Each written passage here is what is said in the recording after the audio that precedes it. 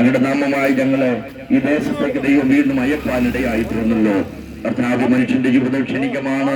എന്നാൽ ക്ഷണികമായ ജീവിതത്തിൽ സമാധാനവും രോഗസൗഖ്യവും നൽകുന്ന ഈ സന്ദേശത്തെ ഞങ്ങൾക്ക് വിളംബരം ചെയ്യുവാൻ, അപ്പോൾ തന്നെ മരണത്തിനപ്പുറമായി ഞങ്ങൾ കൊണ്ടെത്തിക്കാൻ കഴിയുന്ന ഈ സ്വർഗരാജ്യത്തിന്റെ സന്ദേശം കൈമാറുവാൻ ആവശ്യമായ ദൈവകൃപ ഞങ്ങളുടെ മേൽ പകരണമേ. പ്രാർത്ഥന കേട്ടതിനായി സ്തോത്രം.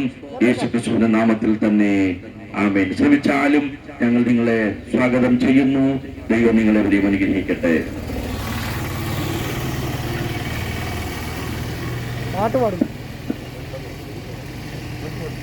യേശുവിൻ തിരുപാദത്തിൽ ഇരുന്നു കേൾക്കണ തന്റെ വിശുദ്ധവാക്യങ്ങൾ നമ്മുടെ ജീവനാ.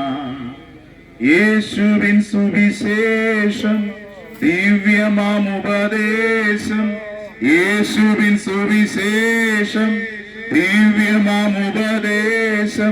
കേൾക്കുക നാം, കാക്കുക നാം ജീവന്റെ വാക്യങ്ങൾ. കേൾക്കുക നാം, കാക്കുക നാം ജീവന്റെ വാക്യങ്ങൾ. ദൈവവചനം ജീവനും ശക്തിയുമാകയാൽ ആത്മരക്ഷയും ദേവനും ഉള്ളത്തിൽ കൈക്കൊണ്ടാൽ. ദൈവവചനം ജീവനും ശക്തിയുമാകയാൽ ആത്മരക്ഷയും ദേവനും ഉള്ളത്തിൽ കൈക്കൊണ്ടാൽ. ആത്മമരണം മാറും, ജീവനിൽ അവൻ വാഴും. ആത്മമരണം മാറും, ജീവനിൽ അവൻ വാഴും. കേൾക്കുക നാം, കാക്കുക നാം ജീവന്റെ വാക്യങ്ങൾ.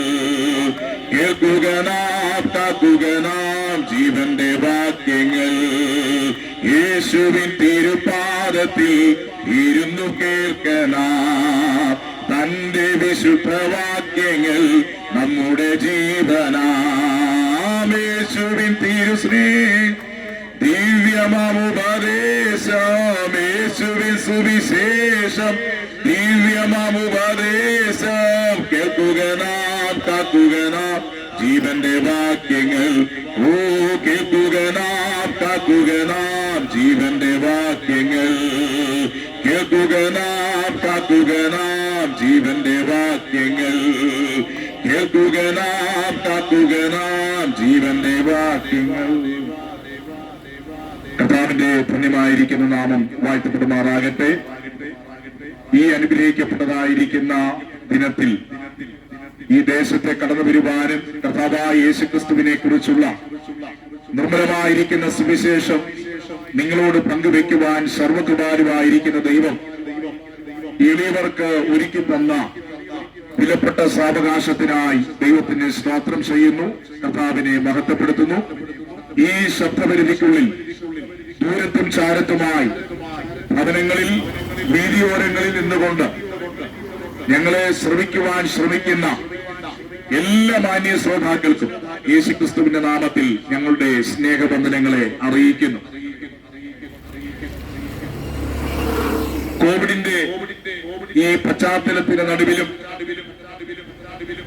കർത്താവായിരിക്കുന്ന യേശുക്രിസ്തുവിനെ കുറിച്ചുള്ളതായിരിക്കുന്ന നിർമ്മലമായിരിക്കുന്ന സുവിശേഷം ഞങ്ങൾക്ക് ലഭിച്ചിരിക്കുന്ന ദൈവകൃപയ്ക്കൊത്തവണ്ണം നിങ്ങളോട് പങ്കുവെക്കുവാൻ ഇങ്ങനെയൊരു സാവകാശം ദൈവം ഒരുക്കിയതോർത്ത് ഞാൻ ദൈവത്തിന് സ്തോത്രം ചെയ്യുന്നു, കർത്താവിനെ മഹത്വപ്പെടുത്തുന്നു. വാസ്തവത്തിൽ ഞങ്ങൾ ഈ സന്ദേശവുമായി നിങ്ങളുടെ മുമ്പിൽ നിൽക്കുമ്പോൾ അതിൽ നിന്നും മനസ്സിലാക്കുവാൻ കഴിയുന്ന ഏറ്റവും വലിയ യാഥാർത്ഥ്യം എന്താകുന്നു എന്ന് ചോദിച്ചാൽ, സർവശക്തനായിരിക്കുന്ന ദൈവം നിങ്ങളെ സ്നേഹിക്കുന്നു എന്നുള്ളതാണ്. വീണ്ടും മാനവ ഹൃദയങ്ങളെ ഭീതിയിലാഴ്ത്തിക്കൊണ്ട് കോവിഡിന്റെ കുതിപ്പ് ലോകത്തിൽ നടന്നുകൊണ്ടിരിക്കുന്നു.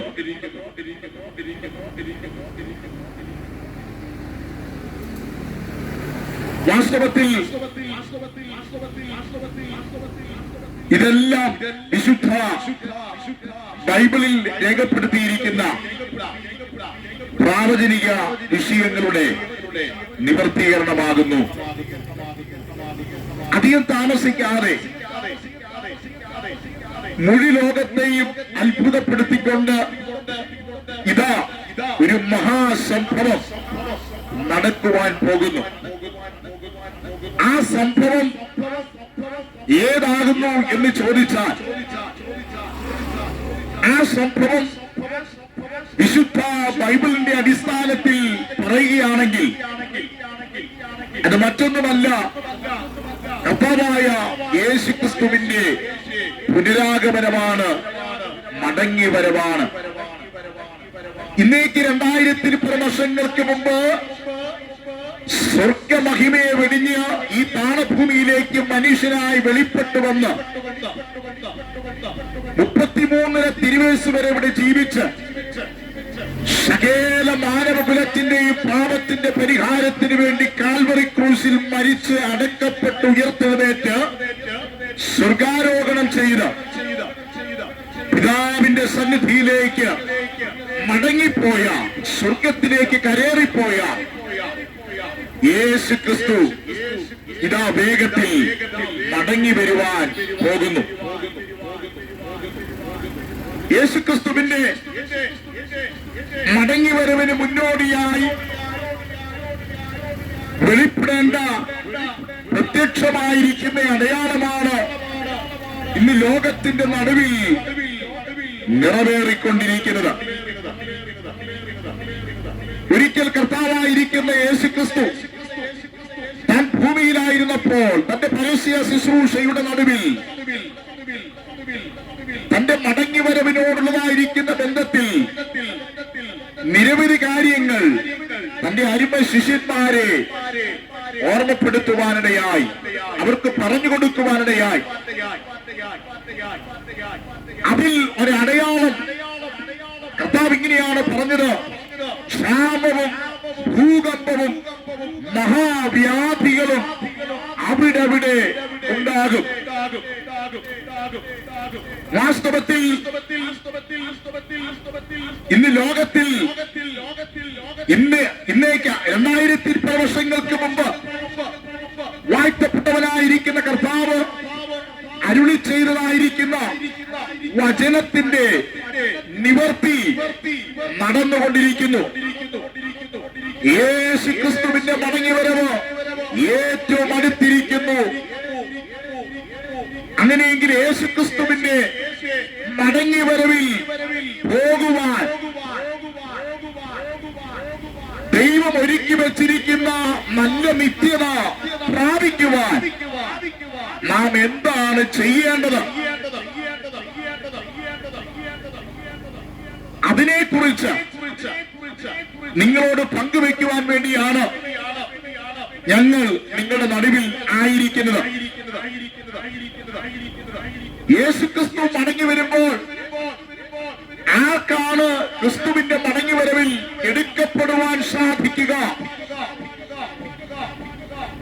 ആർക്കാണ് ദൈവം ഒരുക്കി വെച്ചിരിക്കുന്ന നല്ല നിത്യത പ്രാപിക്കുവാൻ സാധിക്കുക? തിരുവചനത്തിന്റെ അടിസ്ഥാന വെളിച്ചത്തിൽ പറയുകയാണെങ്കിൽ സുവിശേഷം കേൾക്കുന്നവർക്ക്, സുവിശേഷം വിശ്വസിക്കുന്നവർക്ക് മാത്രമേ ക്രിസ്തുയേശുവിന്റെ മടങ്ങിവരവിൽ എടുക്കപ്പെടുവാൻ കഴിയത്തുള്ളൂ. ദൈവം ഒരുക്കി വച്ചിരിക്കുന്ന നല്ല നിത്യത പ്രാപിക്കുവാൻ കഴിയത്തുള്ളൂ.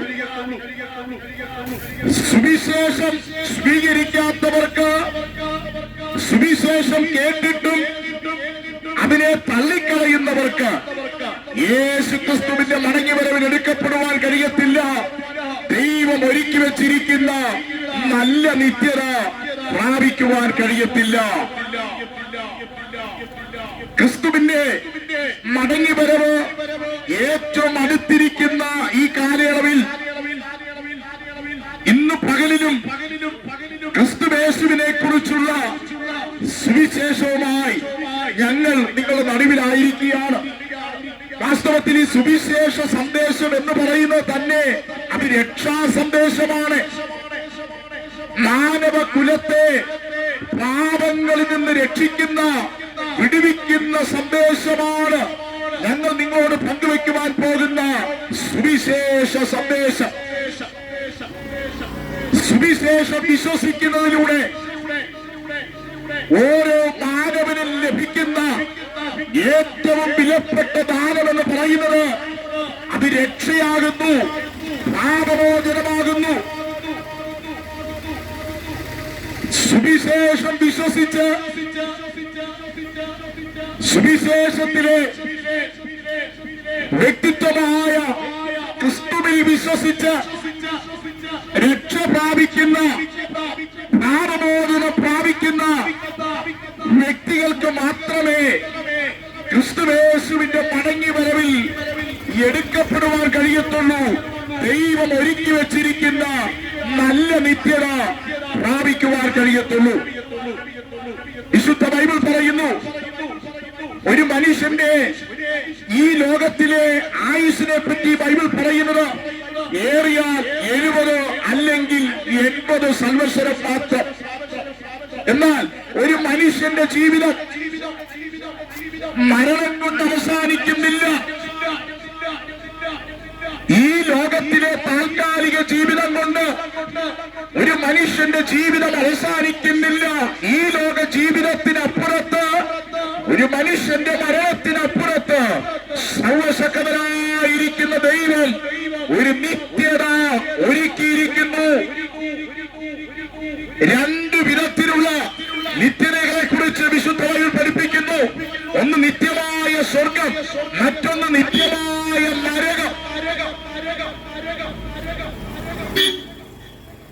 എന്നാൽ ദൈവം മനുഷ്യനെ കുറിച്ച് ആഗ്രഹിക്കുന്നത് ദൈവം ഒരുക്കി വെച്ചിരിക്കുന്ന നല്ല നിത്യത പ്രാപിക്കുക.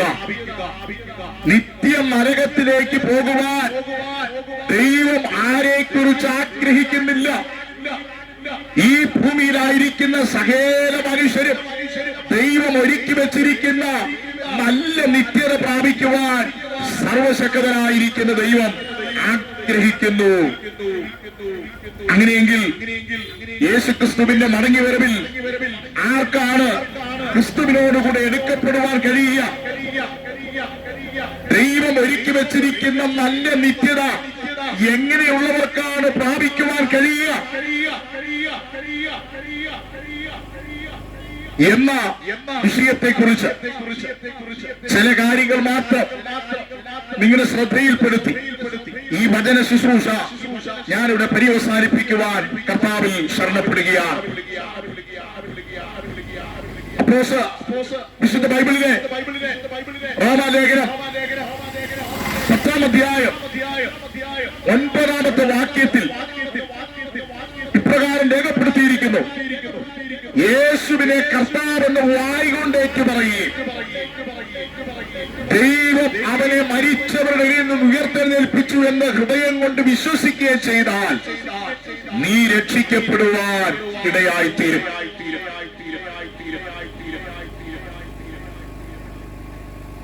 ഞാനിവിടെ ഉദ്ധരിച്ചതായിരിക്കുന്ന ഈ ബൈബിൾ വാക്യത്തെ ഒറ്റ സെന്റൻസിൽ, ഒറ്റ വാചകത്തിൽ അത് പറയുകയാണെങ്കിൽ യേശുക്രിസ്തുവിൽ വിശ്വസിക്കുന്നവർക്ക് മാത്രമേ രക്ഷിക്കപ്പെടുവാൻ കഴിയത്തുള്ളൂ, പാപമോചനം പ്രാപിക്കുവാൻ കഴിയത്തുള്ളൂ. ഞാൻ നേരത്തെ സൂചിപ്പിച്ചതുപോലെ യേശുക്രിസ്തുവിന്റെ മടങ്ങി വരവിൽ ആർക്കാണ് എടുക്കപ്പെടുവാൻ കഴിയുക? ദൈവം ഒരുക്കി വെച്ചിരിക്കുന്ന നല്ല നിത്യത ആർക്കാണ് പ്രാപിക്കുവാൻ കഴിയുക? വിശുദ്ധ ബൈബിളിന്റെ തിരുവചനത്തിന്റെ വീക്ഷണത്തിൽ പറയുകയാണെങ്കിൽ യേശുക്രിസ്തുവിനുള്ള വിശ്വാസത്താൽ രക്ഷിക്കപ്പെടുന്നവർക്ക് മാത്രമേ, യഥാർത്ഥമായി പാപമോചനം പ്രാപിക്കുന്നവർക്ക് മാത്രമേ ക്രിസ്തുവിന്റെ മടങ്ങി വരവിൽ എടുക്കപ്പെടുവാനും ദൈവം ഒരുക്കി വെച്ചിരിക്കുന്ന നല്ല നിത്യത പ്രാപിക്കുവാനും കഴിയത്തുള്ളൂ. ഒരിക്കൽ യേശു ഇപ്രകാരം വിളിച്ചു പറയുവാനിടയായി, സർവ്വലോകവും, ഒരു മനുഷ്യൻ സർവ്വലോകവും നേടിയാൽ തന്റെ ആത്മാവിനെ നഷ്ടമാക്കിയാൽ അവൻ എന്ത് പ്രയോജനം? ഒരു മനുഷ്യന്റെ ആത്മാവ് അത് ഭൂലോകത്തേക്കാൾ വിലയേറിയതാകുന്നു എന്ന് ദൈവത്തിന്റെ തിരുവചനം വളരെ വ്യക്തമായി പഠിപ്പിക്കുകയാണ്. അപ്പോൾ തന്നെ ആത്മാവിന്റെ രക്ഷ എന്ന് പറയുന്നത്, പാപമോചനമെന്ന രക്ഷ എന്ന് പറയുന്നത് അതിലെല്ലാം വിലപ്പെട്ട കാര്യമാകുന്നു, വസ്തുതയാകുന്നു എന്ന് തിരുവചനം വളരെ വ്യക്തമായി പഠിപ്പിക്കുക. ഇവിടെ മനുഷ്യൻ ചെയ്യുന്ന പ്രവൃത്തികൾ കൊണ്ടോ ആചാരങ്ങൾ കൊണ്ടോ അനുഷ്ഠാനങ്ങൾ കൊണ്ടോ നേടുവാൻ പറ്റുന്ന ഒന്നല്ല പാപമോചനം അഥവാ രക്ഷ എന്ന് പറയുന്നത്. ഇവിടെ എന്തെല്ലാം നീതി പ്രവൃത്തികൾ ചെയ്താലും, ഇവിടെ എന്തെല്ലാം നന്മ പ്രവൃത്തികൾ ചെയ്താലും ഒരു മനുഷ്യന് യഥാർത്ഥമായിരിക്കുന്ന രക്ഷ പ്രാപിക്കുവാൻ, പാപമോചനം പ്രാപിക്കുവാൻ കഴിയത്തില്ല. യഥാർത്ഥമായിരിക്കുന്ന രക്ഷ പ്രാപിക്കുവാൻ, പാപമോചനം പ്രാപിക്കുവാൻ സർവശക്തനായിരിക്കുന്ന ദൈവം എന്നേക്കുമായി ഒരുക്കിയിരിക്കുന്ന ഒറ്റ രക്ഷാമാർഗമേ ഈ ഉലകത്തിലുള്ളൂ. അത് വിശുദ്ധ ബൈബിൾ ഇങ്ങനെയാ പറയുന്നത്. അത് കർത്താവായ യേശു ക്രിസ്തുവാകുന്നു. അതുകൊണ്ടാണ് ബൈബിൾ പറയുന്നത്, ക്രിസ്തുവിൽ വിശ്വസിക്കുന്നവർക്ക് മാത്രമേ യഥാർത്ഥമായിരിക്കുന്ന പാപമോചനം പ്രാപിക്കുവാൻ കഴിയത്തുള്ളൂ. വാസ്തവത്തിൽ രക്ഷിക്കപ്പെടുക എന്ന് പറയുന്ന പദം കൊണ്ട് അർത്ഥമാക്കുന്നത് എന്താകുന്നു എന്ന് ചോദിച്ചാൽ, എല്ലാവർക്കും മനസ്സിലാകുന്ന വിധത്തിൽ ലളിതമായ ഭാഷയിൽ പറയുകയാണെങ്കിൽ പാപമോചനം പ്രാപിക്കുക, പാപങ്ങളിൽ നിന്ന് വിടുതൽ പ്രാപിക്കുക. അപ്പോൾ ഒരുപക്ഷെ നിങ്ങളുടെ മനസ്സിൽ ഇങ്ങനെ ഒരു ചോദ്യം ഉയരുന്നുണ്ടാകാം, ലോകത്തിലുള്ള സകല മനുഷ്യരും രക്ഷിക്കപ്പെടേണ്ട ആവശ്യമുണ്ടോ? പാപമോചനം പ്രാപിക്കേണ്ട ആവശ്യമുണ്ടോ? വിശുദ്ധ ബൈബിൾ പറയുന്നു, നീതിമാൻ ആരുമില്ല, ഒരുത്തൻ പോലുമില്ല, എല്ലാവരും പാപം ചെയ്ത് ഒരുപോലെ കൊള്ളരുതാത്തവരായി തീർന്നു. വിശുദ്ധ ബൈബിളിന്റെ പഠിപ്പിക്കലനുസരിച്ച്, തിരുവചനത്തിന്റെ പഠിപ്പിക്കലനുസരിച്ച് മനുഷ്യരെല്ലാം പാപികളായതിനാൽ മനുഷ്യന് രക്ഷ ആവശ്യമായി വന്നു, പാപമോചനം ആവശ്യമായി വന്നു. എങ്ങനെയാണ് മനുഷ്യർ പാപികളായി മാറുവാനിടയായത്? അതിന്റെ ചരിത്രം വിശുദ്ധ ബൈബിളിന്റെ താളുകളിൽ രേഖപ്പെടുത്തിയിട്ടുണ്ട്. എന്താണ് മനുഷ്യരിൽ പാപമായി മാറിയത്? എങ്ങനെയാണ് മനുഷ്യർ പാപികളായി തീർന്നത്? അതിന്റെ ചരിത്രം വിശുദ്ധ ബൈബിളിലെ പ്രാരംഭ പുസ്തകമായിരിക്കുന്ന ഉൽപ്പത്തി പുസ്തകത്തിൽ നമുക്ക് കാണുവാൻ സാധിക്കുന്നു. സർവശക്തനായിരിക്കുന്ന ദൈവം സകലത്തെയും തന്റെ ഒറ്റ വാക്കിനാൽ ഉളവാക്കിയതിനു ശേഷമായി തന്റെ സ്വരൂപത്തിലും സാദൃശ്യത്തിലും ദൈവികമായിരിക്കുന്ന ഉദ്ദേശത്തിന് വേണ്ടി, ദൈവികമായിരിക്കുന്ന പദ്ധതിക്ക് വേണ്ടി മനുഷ്യനെ ഉണ്ടാക്കുവാനിടയായി. ആണും പെണ്ണുമായി മനുഷ്യനെ സൃഷ്ടിച്ചു. അവർക്ക് പാർക്കുവാൻ മനോഹരമായിരിക്കുന്ന ഒരു തോട്ടമുണ്ടാക്കി. സകല ഭൂജലജന്തുവിന്റെ മേലും അടക്കി വാഴുവാനുള്ള പരമോന്നതമായിരിക്കുന്ന അധികാരം മനുഷ്യന് നൽകിക്കൊണ്ട് ആ തോട്ടത്തിനകത്ത് ദൈവം ആദിമ മനുഷ്യനെ പാർപ്പിക്കുവാൻ ഇടയായി. എന്നാൽ ദൈവത്തിന്റെ ഉദ്ദേശത്തിന് വേണ്ടി, ദൈവികമായിരിക്കുന്ന പദ്ധതിക്ക് വേണ്ടി മനുഷ്യനെ സൃഷ്ടിച്ചു. മനുഷ്യനെ സൃഷ്ടിക്കുന്നതായിരിക്കുന്ന സമയത്ത് ദൈവം മനുഷ്യനൊരു കൽപ്പന നൽകി കൊടുക്കുവാനിടയായി. എന്താണ് മനുഷ്യന് നൽകിയ കൽപ്പന എന്ന് ചോദിച്ചാൽ, ദൈവം മനുഷ്യനെ കാണിച്ചു. തോട്ടത്തിലുള്ളതായിരിക്കുന്ന, ഏതൻ തോട്ടത്തിലുള്ളതായിരിക്കുന്ന സകല വൃക്ഷങ്ങളെയും മനുഷ്യനെ കാണിച്ചിട്ട് പറഞ്ഞു, ഈ തോട്ടത്തിലുള്ള ദൈവം കാണിക്കുന്ന ആ സകല വൃക്ഷങ്ങളുടെ ഫലം നിനക്ക് ഭക്ഷിക്കാം. എന്നാൽ തോട്ടത്തിന്റെ നടുവിൽ നിൽക്കുന്ന നന്മ തിന്മകളെ കുറിച്ചുള്ള അറിവിന്റെ വൃക്ഷത്തിന്റെ ഫലം നീ തിന്നരുത്, അത് തിന്നുന്ന നാളിൽ നീ മരിക്കും. എന്നാൽ വിശുദ്ധ ബൈബിളിൽ നമ്മൾ നോക്കുമ്പോൾ ദൈവം മനുഷ്യന് കൽപ്പന നൽകി കൊടുത്തു. എന്നാൽ ദൈവിക കൽപ്പനയെ അനുസരിക്കുന്ന ഒരു മനുഷ്യനെയല്ല നമുക്കവിടെ കാണുവാൻ സാധിക്കുന്നത്. ദൈവിക കൽപ്പനയെ ലംഘിക്കുന്ന ഒരു മനുഷ്യനെയാണ് അവിടെ കാണുവാൻ സാധിക്കുന്നത്. വാസ്തവത്തിൽ എന്താണ് മനുഷ്യനിൽ പാപമായി മാറിയത് എന്ന് ചോദിച്ചാൽ ആ ദൈവകൽപ്പന ലംഘനമാണ് മനുഷ്യനിൽ പാപമായി മാറുവാൻ ഇടയായിത്തീർന്നത്. എന്ന് മനുഷ്യൻ ദൈവത്തിന്റെ കൽപ്പന ലംഘിച്ചുവോ ആ കൽപ്പനാ ലംഘനം മനുഷ്യനിൽ പാപമായി മാറുവാൻ ഇടയായി. പിന്നീട് ചരിത്രം പഠിക്കുമ്പോൾ ആദിമ മനുഷ്യരായിരിക്കുന്ന ആദമിനും ഹൗവയ്ക്കും 2 മക്കൾ പിറന്നു. മൂത്ത മകന്റെ പേര് കയീൻ, ഇളയ മകന്റെ പേര് ഹാബേൽ. ഒരിക്കൽ കയീൻ തന്റെ അനുജനായിരിക്കുന്ന ഹാബേലിനെ വയലിലേക്ക് കൂട്ടിക്കൊണ്ടുപോയി പരസ്യമായി കൊന്നു കളയുവാനിടയായി. അങ്ങനെ ആദിമ കുടുംബത്തിൽ ഇതാ ഒരു കുലപാതകൻ തന്നെ അരങ്ങേറുവാനിടയായി. പിന്നീട് മനുഷ്യന്റെ ചരിത്രം പഠിക്കുമ്പോൾ മനുഷ്യൻ പെരുകുന്നതിനനുസരിച്ച് മനുഷ്യനിലുള്ള പാപവും പെരുകുവാൻ തുടങ്ങി. വിശുദ്ധ ബൈബിളിൽ ഇങ്ങനെ ഒരു വാക്യമുണ്ട്: യഹോവയായിരിക്കുന്ന ദൈവം മനുഷ്യനെ ഉണ്ടാക്കൊണ്ട് അനുദപിച്ചു. മനുഷ്യൻ പെരുകുന്നതിനനുസരിച്ച് പാപങ്ങൾ പെരുകി വർദ്ധിച്ചു. അങ്ങനെ മുൻപോട്ട് പഠിച്ചു വരുമ്പോൾ ഭക്തനായിരിക്കുന്ന നോഹയുടെ കാലഘട്ടത്തിൽ ദൈവം ഭൂമിയെ ന്യായം വിധിക്കുവാനിടയായി. മനുഷ്യനിൽ പാപം പെരുകി വർദ്ധിച്ചപ്പോൾ ദൈവിക ന്യായവിധി മുഴു ലോകത്തിലേക്കും വരുവാൻ അത് മുഖാന്തരമായി മാറി. വീണ്ടും ചരിത്രം പഠിക്കുമ്പോൾ പാപം മനുഷ്യനിൽ പെരുകിക്കൊണ്ടിരിക്കുന്ന ഒരു കാഴ്ചയാണ് നമുക്കവിടെ കാണുവാൻ സാധിക്കുന്നത്.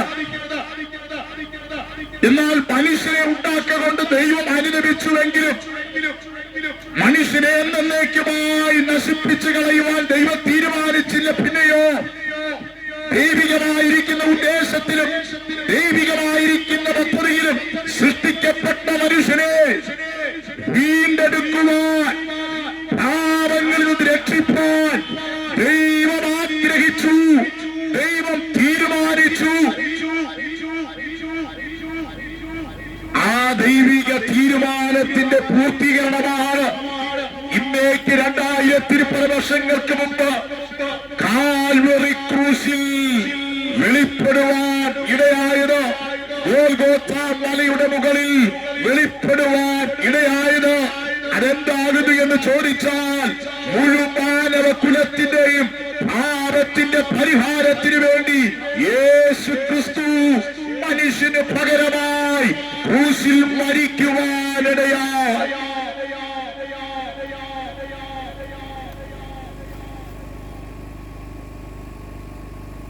പാപം ലോകത്തിൽ പെരുകി വർദ്ധിച്ചു. മനുഷ്യൻ ലോകത്തിൽ പെരുകുവാൻ തുടങ്ങി. എന്നാൽ മനുഷ്യനെ നശിപ്പിച്ചു കളയാതെ അവനെ രക്ഷിപ്പാൻ അവന്റെ സൃഷ്ടിതാവായിരിക്കുന്ന ദൈവം ആഗ്രഹിച്ചു. ആ സാക്ഷാൽ ദൈവം ഒരിക്കൽ മനുഷ്യന്റെ രക്ഷയ്ക്ക് വേണ്ടി ഈ താണഭൂമിയിലേക്ക് ഒരു മനുഷ്യനായി വെളിപ്പെട്ടു വന്നു. വിശുദ്ധ ബൈബിളിൽ ഇങ്ങനെ ഒരു വാക്യമുണ്ട്: ദൈവത്തെ ആരും ഒരു നാൾ കണ്ടിട്ടില്ല, തന്റെ മടിയിലിരിക്കുന്ന ഏകജാതനായിരിക്കുന്ന പുത്രൻ അവനെ വെളിപ്പെടുത്തിയിരിക്കുന്നു. വീണ്ടും വിശുദ്ധ ബൈബിളിൽ ഇങ്ങനെ രേഖപ്പെടുത്തിയിരിക്കുന്നു: ദൈവത്തോടുള്ള സമത്വം മുറുകെ പിടിച്ചുകൊള്ളണമെന്ന് വിചാരിക്കാതെ സ്വർഗമഹിമയെ വെടിഞ്ഞ് ഈ താണഭൂമിയിലേക്ക് സാക്ഷാൽ ദൈവമായിരുന്നവൻ ഒരു മനുഷ്യനായി വെളിപ്പെട്ടു വന്നു. ആ ആ വ്യക്തിത്വം ആരാകുന്നു എന്ന് ചോദിച്ചാൽ ഇന്ന് പകലിൽ ഞങ്ങൾക്കത് തിരുവചനത്തിന്റെ അടിസ്ഥാന വെളിച്ചത്തിലും ഞങ്ങളുടെ ജീവിതത്തിന്റെ അനുഭവത്തിന്റെ അടിസ്ഥാന വെളിച്ചത്തിലും വളരെ വ്യക്തമായി ശബ്ദമുയർത്തി ഞങ്ങൾക്ക് വിളിച്ചു പറയുവാൻ കഴിയും. ആ ദൈവം ആരെന്ന് ചോദിച്ചാൽ അത് മറ്റാരുമല്ല, കർത്താവായിരിക്കുന്ന യേശു ക്രിസ്തു.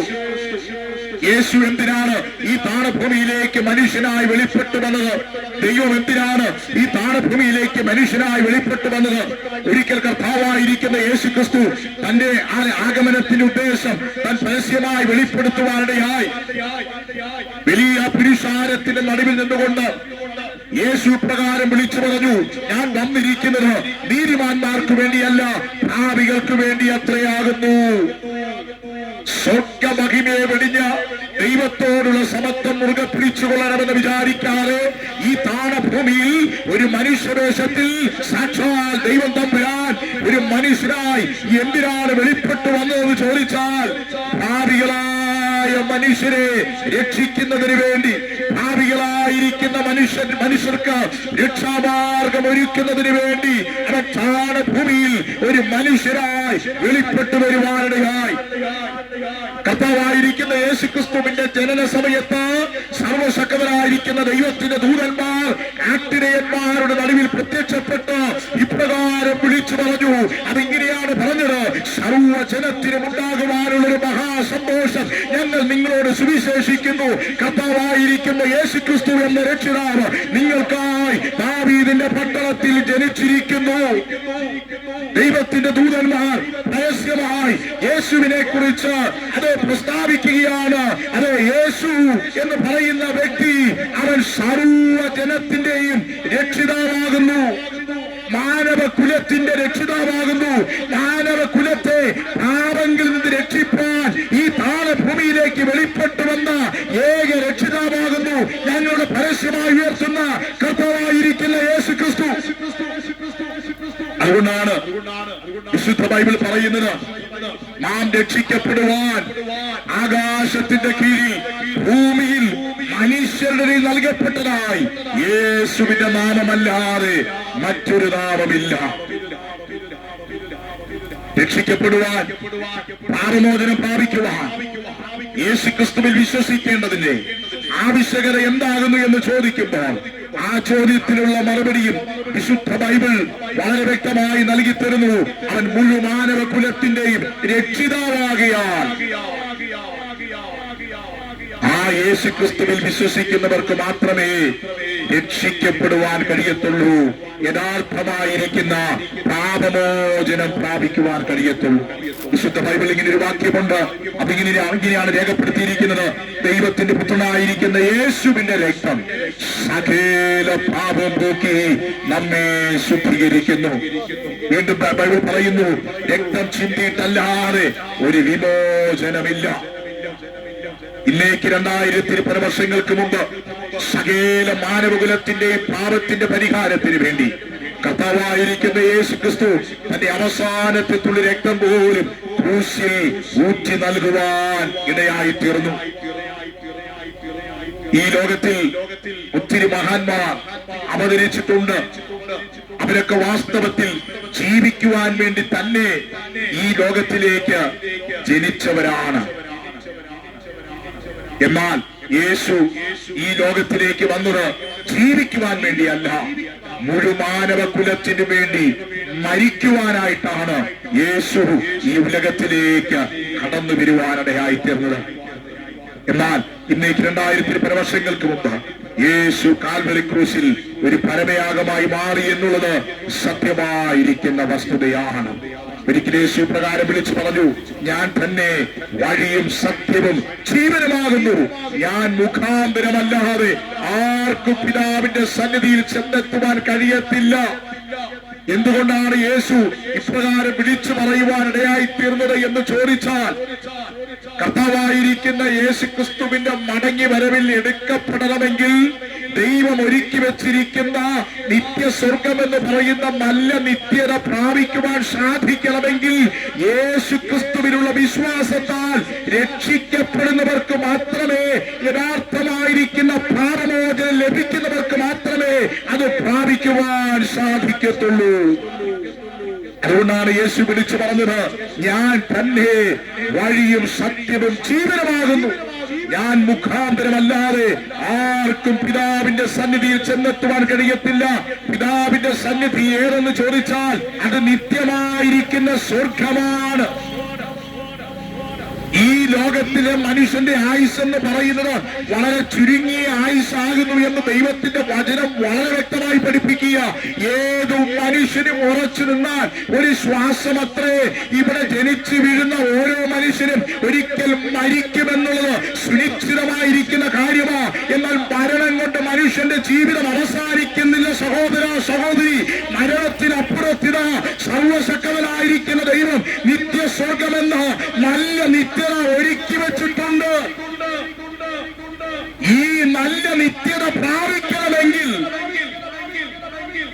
ഞങ്ങളിവിടെ പ്രസ്താവിക്കുന്ന ക്രിസ്തുവിനെ കുറിച്ചുള്ള നിർമ്മലമായിരിക്കുന്ന സുവിശേഷത്തിൽ നിങ്ങൾ വിശ്വസിക്കുവാൻ തയ്യാറായാൽ മാത്രമേ ഇന്നേക്ക് 2000 പല വർഷങ്ങൾക്ക് മുമ്പ് സകല മാനവകുലത്തിന്റെ രക്ഷയ്ക്ക് വേണ്ടി ഈ താണഭൂമിയിലേക്ക് വെളിപ്പെട്ടു വന്ന് ക്രൂശിൽ മരിച്ച് അടക്കപ്പെട്ട് ഉയർത്തെഴുന്നേറ്റ് സ്വർഗാരോഹണം ചെയ്ത് സ്വർഗത്തിലേക്ക് കടേറിപ്പോയ ഇന്നും ജീവിക്കുന്ന ആ യേശുവിൽ വിശ്വസിച്ച് രക്ഷ പ്രാപിക്കുന്നവർക്ക് മാത്രമേ, പാപമോചനം പ്രാപിക്കുന്നവർക്ക് മാത്രമേ, ദൈവവചനപ്രകാരം ഒരു വിശുദ്ധ ജീവിതം നയിക്കുന്നവർക്ക് മാത്രമേ ദൈവം ഒരുക്കി വച്ചിരിക്കുന്ന നിത്യസ്വർഗമെന്ന നിത്യത പ്രാപിക്കുവാൻ കഴിയത്തുള്ളൂ.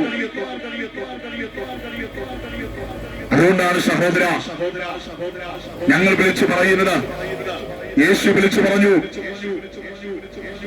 ഒരു മനുഷ്യന്റെ ആത്മാവ് ഭൂലോകത്തെക്കാൾ വിലയേറിയതാണ്. എന്നാൽ ആത്മാവിന് ലഭിക്കുന്ന രക്ഷ അതിലും വിലയേറിയതാണ്. ഇന്ന് പകൽക്കാലം ഈ രക്ഷ ലഭിക്കുവാൻ നിങ്ങൾ എങ്ങോട്ടും ഓടേണ്ട കാര്യമില്ല. നിങ്ങൾ ഒരു വിലയും കൊടുക്കേണ്ട കാര്യമില്ല. നമ്മുടെ ഈ ലോകത്തിലേക്ക് നോക്കുകയാണെങ്കിൽ ഒരു സാധാരണക്കാരനായിരിക്കുന്ന മനുഷ്യന് 50 ലക്ഷം രൂപ ലോട്ടറി അടിച്ചാൽ നാട്ടുകാരും വീട്ടുകാരും പ്രിയപ്പെട്ടവരും പറയും അവൻ രക്ഷപ്പെട്ടു എന്ന് പറയും. എന്നാൽ ഈ ലോകത്തിൽ 50 ലക്ഷം രൂപ ലഭിക്കുന്നതിനെക്കാട്ടിലും 1 കോടി രൂപ ലഭിക്കുന്നതിനെക്കാട്ടിലും ഏറ്റവും വിലപ്പെട്ടതായിരിക്കുന്ന വസ്തുതയാണ് ഈ ആയുസ്സിൽ ജീവനോടുകൂടി ഇരിക്കുമ്പോൾ യഥാർത്ഥമായിരിക്കുന്ന പാപമോചനം പ്രാപിച്ച് യഥാർത്ഥമായിരിക്കുന്ന രക്ഷ പ്രാപിച്ച് ദൈവിക ബന്ധത്തിൽ ജീവിക്കുക എന്ന് പറയുന്നത്. അങ്ങനെ ജീവിക്കുന്നവർക്ക് മാത്രമേ യേശുവിന്റെ മടങ്ങി വരവിൽ എടുക്കപ്പെടുവാനും ദൈവം ഒരുക്കി വെച്ചിരിക്കുന്ന നല്ല നിത്യത പ്രാപിക്കുവാൻ കഴിയത്തുള്ളൂ. രക്ഷിക്കപ്പെടുവാൻ എന്താണ് ചെയ്യേണ്ടത്? പാപമോചനം പ്രാപിക്കുവാൻ എന്താണ് ചെയ്യേണ്ടത്? ഒറ്റ കാര്യം. ഇന്നേക്ക് 2000 വർഷങ്ങൾക്ക് മുമ്പ് എനിക്കും താങ്കൾക്കും വേണ്ടി മുഴു മാനവകുലത്തിനും വേണ്ടി ക്രൂശിൽ മരിച്ച യേശു ക്രിസ്തുവിൽ വിശ്വസിക്കുക. ഇതാണ് റോമർക്ക് എഴുതിയ ലേഖനം 10-ാമത്തെ വാക്യം മറക്കരുത്. യേശുവിനെ കർത്താവെന്ന് വായ് കൊണ്ട് ഏറ്റുപറയുകയും ദൈവം അവനെ മരിച്ചവരുടെ ഉയർത്തെഴുന്നേൽപ്പിച്ചു എന്ന് ഹൃദയം കൊണ്ട് വിശ്വസിക്കുകയും ചെയ്താൽ നീ രക്ഷപ്പെടും. നിനക്ക് പാപമോചനം പ്രാപിക്കുവാനിടയായിത്തീരും. ഇന്ന് പകൽക്കാലത്ത് ഈ സന്ദേശം നിങ്ങളുടെ ജീവിതത്തിൽ അനുഗ്രഹത്തിന് കാരണമായി തീരട്ടെ. നിങ്ങളുടെ ആത്മീക വിടുതലിന് മുഖാന്തരമായി തീരട്ടെ. നിങ്ങളുടെ രക്ഷയ്ക്ക് മുഖാന്തരമായി തീരട്ടെ. ഈ സന്ദേശം യഥാർത്ഥമായി ദൈവിക ബന്ധത്തിലേക്ക് നിങ്ങളെ നടത്തട്ടെ.